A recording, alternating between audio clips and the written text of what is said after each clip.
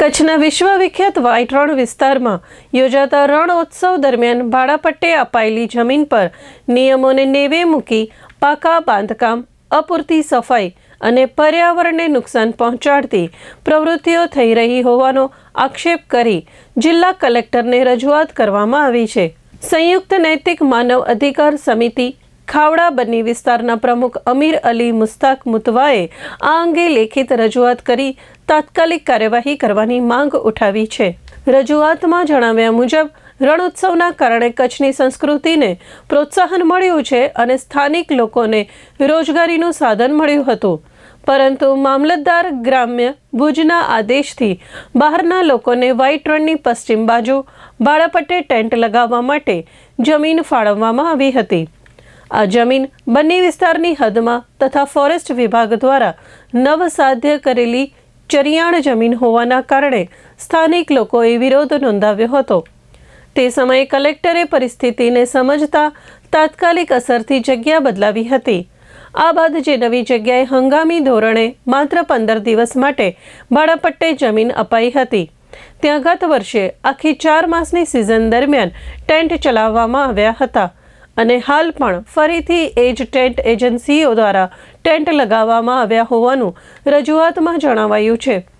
વધુમાં ટેન્ટ ધારકો દ્વારા ભાડાપટ્ટાની શરતો અને નિયમોનું ખુલ્લેઆમ ઉલ્લંઘન કરી પહેલેથી પાકા બાંધકામ કરવામાં આવ્યા હોવાનું અને સફાઈની યોગ્ય વ્યવસ્થા ન હોવાથી કચરો અને ગટરનું ગંદુ પાણી ખુલ્લામાં છોડવામાં આવી રહ્યા હોવાનું જણાવાયું છે। રજૂઆતમાં વધુમાં જણાવાયું છે કે ભાડાપટ્ટા મુજબ પ્રથમ વખત માત્ર 15 દિવસનું ભાડું ભરવામાં આવે છે અને ત્યારબાદ 4 મહિના સુધી કોઈ નવી મંજૂરી કે ચૂકવણી વિના કામગીરી ચાલુ રાખવામાં આવે છે। તેવી જ રીતે પાણી પુરવઠાની ફી પણ માત્ર શરૂઆતમાં ભરાઈ પછી નિયમોનું પાલન થતું નથી। આ તમામ મુદ્દાઓને ધ્યાનમાં લઈ સંબંધિત ટેન્ટ ધારકોની માન્યતા તાત્કાલિક રદ કરવા, તેમને કાયમી ધોરણે બ્લેકલિસ્ટમાં મૂકવા તેમજ કડક પગલાં લેવા જિલ્લા કલેક્ટરને રજૂઆત કરવામાં આવી છે। આજરોજ કલેક્ટર સાહેબ શ્રી કને વ્હાઇટ રણ દોરડોની બાજુમાં ખાવડા જે ગડુલી સાંતલપર રોડ કહેવાય ત્યાં અમુક ટેન્ટ ધારકો અમુક પ્રોપર્ટીઓ જે 100 ટેન્ટ ધરાવે છે એવી લોકોને ગત વર્ષે કલેક્ટર દ્વારા હંગામી ધોરણે અને મંજૂરી આપવામાં આવી હતી। જે માલધારી સંગઠને પણ ગત વર્ષે વિરોધ કર્યો હતો કે ત્યાં બન્નીના ચરિયાણની હદ લાગુ પડે છે, કેમ કે બન્નીની લાખેણી ભેંસ અને કાંકરેજ પોતાની આદત મુજબ ચરિયાણમાં જતી હોય છે, ખુલ્લેમાં ચરવાવાળી ભેંસ છે। તો આ લોકોને પ્રદૂષણ ન કરવા અને સોલિડ વેસ્ટ અને લિક્વિડ વેસ્ટનું એક નિર્ધારિત જગ્યા ઉપર દોરડોની બાજુમાં જે બનેલી છે ત્યાં નિયમ મુજબ હાલવાનું હતું।